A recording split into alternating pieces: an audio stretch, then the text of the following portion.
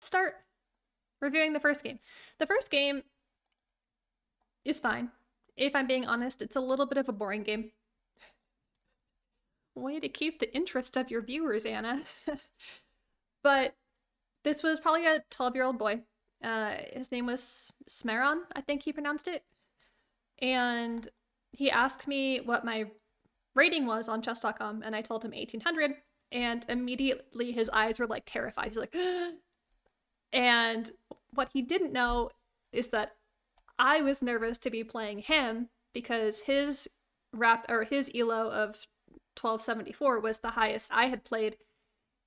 And the previous week's tournament, I hadn't won to anybody higher rated than 800. So, and I was playing as black, and I lost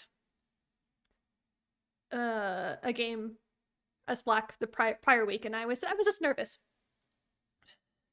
Did I beat the child? In chess. Well, yes and no. We drew. And if we take a peek at this game, I won't spend a ton of time on this one. Caro-Kann, exchange.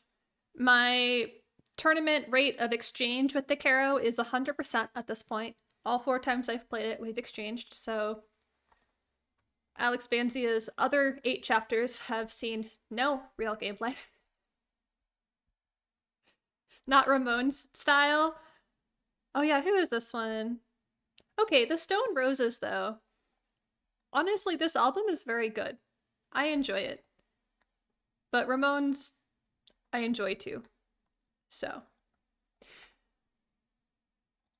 this is the first time I have seen this book move in exchange, though. So I was excited to play it. I'm going to use my little review buddy here.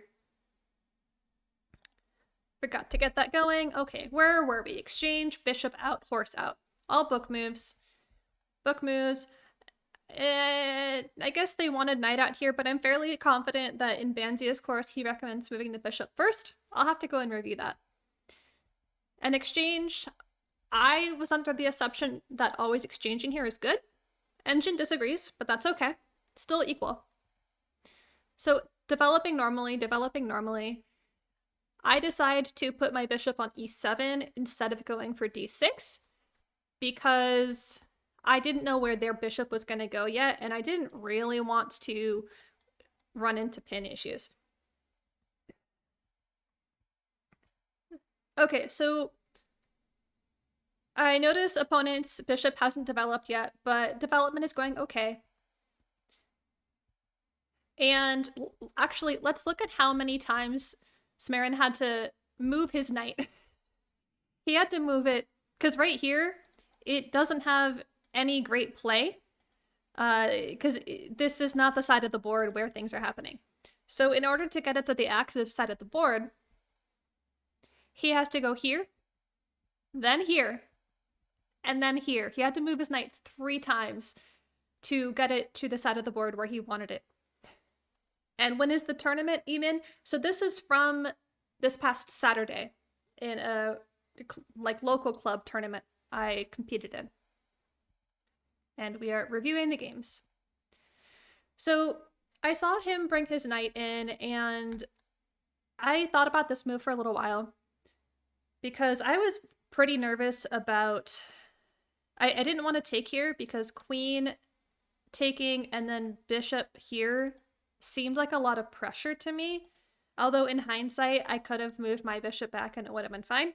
But I preempted that by moving my bishop back first.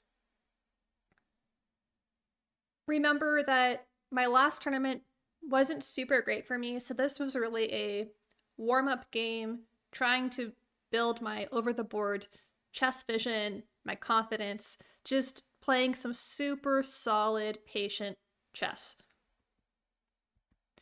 And I had to move the bishop back because otherwise they had too many attackers on f6. And exchanges started. Exchange, didn't want to take the bishop, which, fair. And I made a blunder, because the blunder here is it hangs upon if they go, what is it, a4? Yes, if they had gone a4, I wouldn't have had enough defense to keep my pawns. So luckily, opponent misses it. And I kick the queen out. You can see what he was trying to do something here on h7, but pretty easily defendable. And oops, still an issue with a4. Once again, opponent doesn't see it. I go back instead of taking on e5 because I didn't want to help opponent activate their rook with an exchange here. And I figured worst case scenario, if they take and take, then my king is on a dark square and my queen can coordinate and offer an exchange on f6. At this point, I try to deal with the threat I finally noticed. They take my bishop like I kind of expected them to. I take back, and then he offered me a draw. And if you look at the eval, yes, this game is dead equal. Follow up, my plan was to use the semi-open file here because it seemed stronger than their semi-open file on E because I have some pawn storm potential. But he offered me a draw, and given that he was the highest rated opponent I had encountered so far, I was playing as black. It was the first game of the day. After a tournament that hadn't gone so well for me, I looked at the position to make sure that nothing was really glaringly in my favor, and I accepted the draw.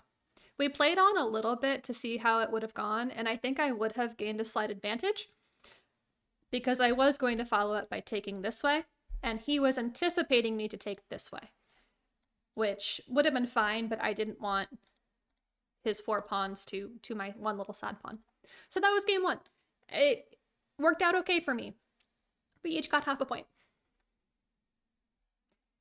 And Chessmaster, anyone in chat can help me. So basically you have to play a person in a playoff game. You know his name, but you don't know his Lichess or chess.com name. I don't think there's a way to search by real name on chess.com or Lichess, but maybe I'm mistaken. And Ethan, do I feel like accepting the draw saved mental energy? Yes, and it was also a confidence boost for me because, look, my provisional rating is 648 right now. And so I was playing someone double my rating who definitely seemed like he knew the over-the-board tournament vibes. So taking a draw here felt like a huge win for me. And, you know, it also was a way for me to make a chess buddy because we played through the game together, and then as the day went on, we kept asking how each other's matches were going. Maybe a little bit more competitively from him than from me, because I think he was already